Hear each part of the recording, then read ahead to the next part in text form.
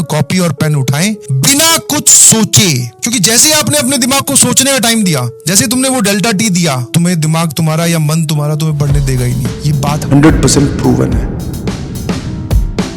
किताबें रटता रहता था मैं दिन और रात, किताबें रटता रहता था मैं दिन और रात, कुछ ना आए समझ बस वक्त करूं बर्बाद। किताबें रटता रहता था मैं दिन और रात, कुछ ना आए समझ बस वक्त करूं बर्बाद। अब पकड़ी है डोर कॉन्सेप्ट की और बुझी है मेरी प्यास। अब पकड़ी है डोर कॉन्सेप्ट की और बुझी है मेरी प्यास। इस बार फोड़ ही दूंगा, इस बार फोड़ ही दूंगा, पूरा है विश्वास। तो सिंपल सी स्ट्रेटेजी है जो यूजुअली मैं फॉलो करता था अपने दोस्त को देखकर। अगर आप सुबह सुबह उठने बैठते हो, आप रजाई के अंदर पैर फोल्ड करके अपने आप को पूरा पेटी पैक करके पढ़ाई करोगे तो आपके शरीर में गर्मी चढ़ जाएगी, गर्मी चढ़ने से आलस आएगा, आपको नींद आ जाएगी, समझे। तो जहां पर भी बैठ के आप पढ़ रहे हैं, अपने जो फीट्स होते हैं, जो पैर होते हैं, उनको खुला रखिए, उन पे ठंड लगने दीजिए। ज्यादा ठंड लग रही है तो हल्के फुल्की सॉक्स पहन लो, बढ़िया है। वहां से क्या है, आपके शरीर में ठंड एंटर नहीं करेगी। और दूसरा, ज्यादा नींद आ रही है तो ब्लैक कॉफी, गर्म पानी सिप लेते रहिए, पढ़ते रहिए। नींद आपको खुद बढ़ानी है, समझना। जो लोग रह जाते हैं तो फिर वो यही बोलते हैं कि अगली साल फिर पढ़ूंगा।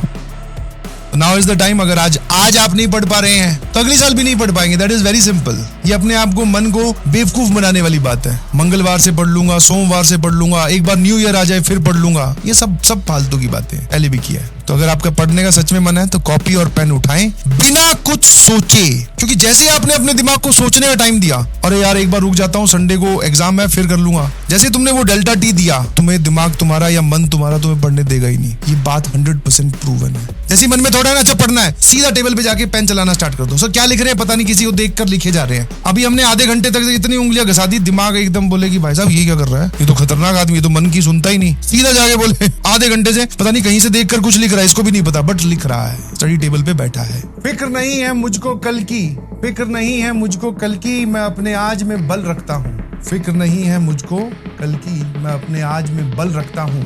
मुसीबतें चाहे कितने भी हों, मुसीबतें चाहे कितनी भी हों, मैं अपने दिमाग में सभी का हल रखता हूँ। तूफान अभी बड़े बड़े आएंगे, तूफान अभी बड़े बड़े आएंगे, पर मैं अपने इरादे अटल रखता हूँ। ऐसा नहीं है कि प्रॉब्लम नहीं है, सबके साथ है। इरादे हमारे अटल हैं सर, कुछ भी उनको हिला नहीं सकता। दैट्स द एटीट्यूड, ऐसा ही होना चाहिए। मैंने एक बच्चे से पूछा कि आजकल तू बड़ा सीरियस रहता है यार, कैसे पढ़ाई कर रहा है, तेरे को डर नहीं लगता क्या, मतलब अगर नहीं हुआ तो बाकी जनता तो परेशान है, नहीं हुआ तो क्या होगा, इतनी मेहनत कर रहे हैं। तो उसने 2 लाइनें बड़ी सटीक बोली, ध्यान सुनिएगा, आपके बड़ी काम आएंगी।